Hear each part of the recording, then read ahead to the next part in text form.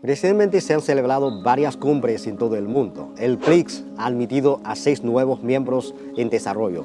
La Unión Africana de 55 miembros se ha unido al G20 y la cumbre del Grupo de los 77 y China se celebrará a continuación en La Habana de Cuba. ¿Cómo afectará esto a la remodelación del equilibrio del poder mundial? ¿Cuál será el impacto en la evolución del sistema político internacional?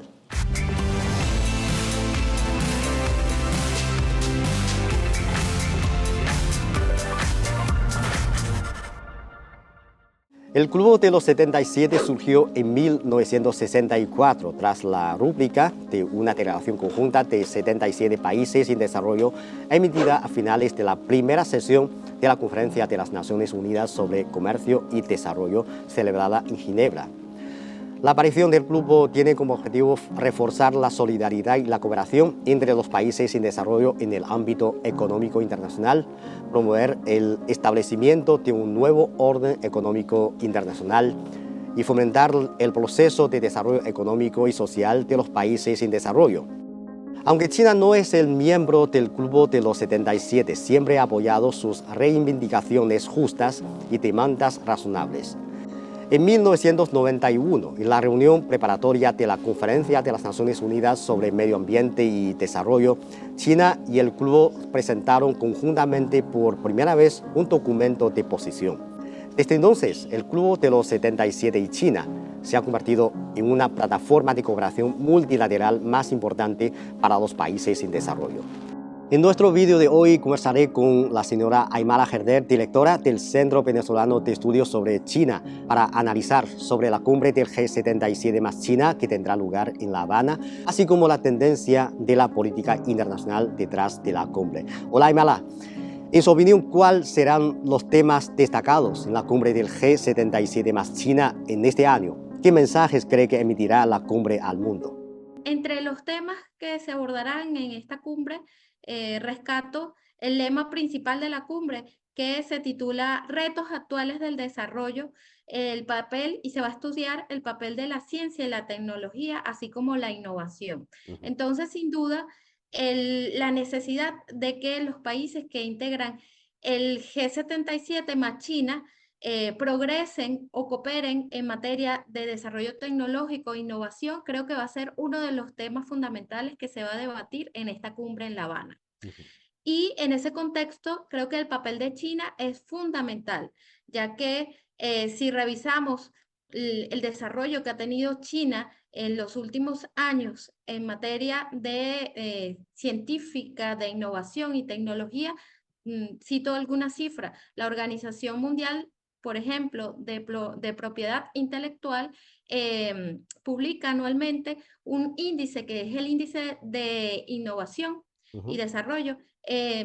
Según cifras de esta institución, China para el año 2012 ocupaba el puesto número 43 de 125 y en la actualidad, para últimas cifras publicadas, el año 2021 ocupaba la posición 12. Es decir, que la cantidad de patentes que ha publicado China, que ha solicitado China, que ha registrado China en los últimos años, bueno, es impresionante. Creo que tiene mucho que cooperar con los países que están en vías de desarrollo, que integran el G, el G77 más China. Creo que es fundamental.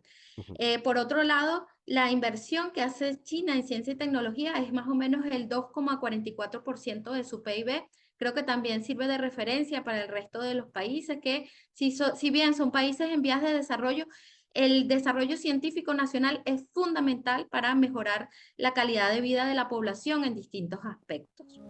Entonces, ¿qué nos puede comentar del papel que desempeña el Club de los 77 más China en la gobernanza global?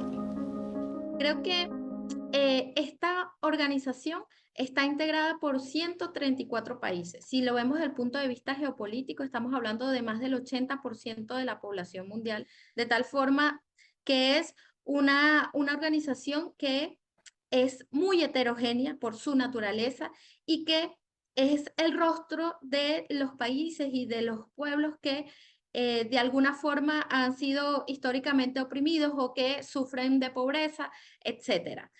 En ese sentido, yo creo que China ha planteado unas iniciativas muy interesantes desde el año 2012, desde la realización del el Congreso del Partido Comunista número 18, donde hasta la actualidad el presidente Xi Jinping ha presentado a la humanidad distintas iniciativas, como por ejemplo la iniciativa de la Franja de la Ruta, la iniciativa de desarrollo global, la iniciativa de seguridad global, la iniciativa de civilización global, y todas estas iniciativas forman un conjunto de alternativas que los países que integran el G77 más China, estamos hablando de estos 134 países, en su mayoría las han suscrito, las han apoyado o las Ujú, respaldan. ujú, Y principalmente hablo de la iniciativa de la Franja de la Ruta, porque se convierte en una alternativa para el desarrollo de las economías de estos países.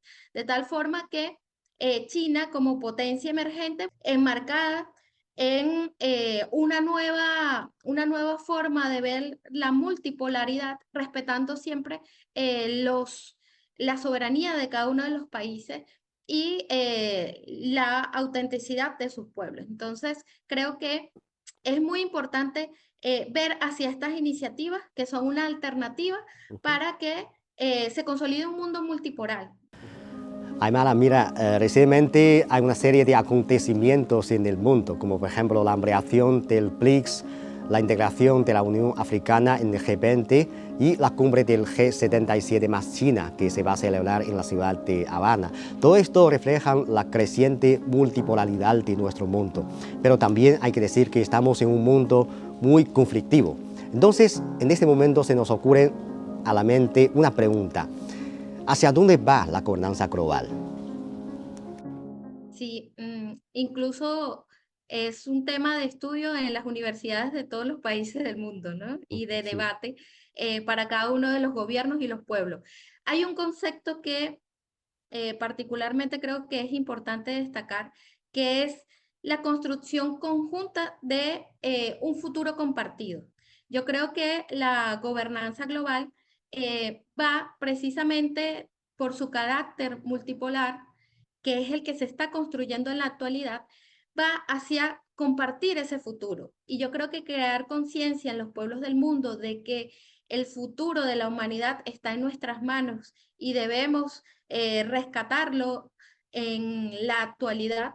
Es decir, uno de los principales problemas es el desarrollo sostenible. Bueno, ¿cómo no contaminamos el medio ambiente? ¿Cómo hacemos viable que las generaciones futuras disfruten de una humanidad tal como la conocemos, de un medio ambiente sano, saludable, como el que de alguna forma se ha venido deteriorando? Entonces creo que la concientización de que el futuro es compartido, que lo construimos diariamente, no solamente para los gobiernos, sino para los pueblos, yo creo que es fundamental. Y creo que es uno de los principales mensajes que se deberían rescatar y debatir en esta cumbre del G77. De allí Ujú. la importancia de la construcción conjunta de un futuro compartido entre China y los distintos países del mundo. Entonces creo que es vital este concepto. No hay duda de que el multilateralismo es una tendencia irreversible, pero para usted, ¿qué retos enfrenta hoy día este multilateralismo y qué perspectivas tiene del desarrollo de un mundo multipolar? Creo que uno de los principales retos es el cumplimiento de la Agenda 2030. Ujú. ¿Ok? Todos los países que integran las Naciones Unidas no, se han comprometido en el cumplimiento de esta agenda. Obviamente por el COVID-19, la pandemia, las situaciones económicas de los países o la mayoría de los países del mundo se han visto afectadas y se ha visto comprometida el cumplimiento de esta Agenda 2030. Creo que es una agenda común, es uno de los principales retos que tiene la humanidad en los próximos años, de aquí al 2030. Estamos hablando de menos de 10 años, menos de una década, y creo que hay que fortalecer la cooperación entre los países para mínimamente lograr el cumplimiento de esta agenda en los objetivos básicos que ella plantea. Creo que ese es uno de los principales desafíos que tienen los países del mundo, entre ellos el grupo de G77 más China. Por otro lado, creo que el respeto al derecho internacional es otra de las prioridades que se tiene que tener en la actualidad, ya que la política no puede predominar la política de la política suma cero, es decir, si no estás conmigo, estás contra mí. Creo que hay que conversar, hay que buscar esos espacios de entendimiento. Creo que allí las organizaciones como esta, como los BRICS, como el grupo de Shanghai, entre otras, creo que son espacios propicios para generar estos acercamientos. Y si todos nos hemos comprometido con el cumplimiento de la Agenda 2030, bueno, hay que trabajar en ese sentido. Creo que es un punto común donde todos los países confluyen. Y también considero que desde el punto de vista económico, ya por otro lado, creo que la internacionalización del yuan es otro de los puntos que estaría en el debate en esta cumbre, así como el predominio que tiene el dólar como moneda de intercambio a nivel mundial. Fíjense que los BRICS han planteado la creación o la posibilidad de crear una moneda común para el intercambio entre los países que lo integran. De igual forma, los países, sobre todo los países de Euroasia, en este caso Rusia, China, Arabia Saudita, India, entre otros, han propuesto el intercambio comercial en sus propias monedas. Entonces creo que también este es un tema fundamental que se va a tocar en esta cumbre, es un tema de debate que se está materializando, que se está discutiendo, que se está llevando a cabo en distintos espacios y creo que es una de las prioridades que tienen los pueblos y el mundo en desarrollo, los pueblos del sur.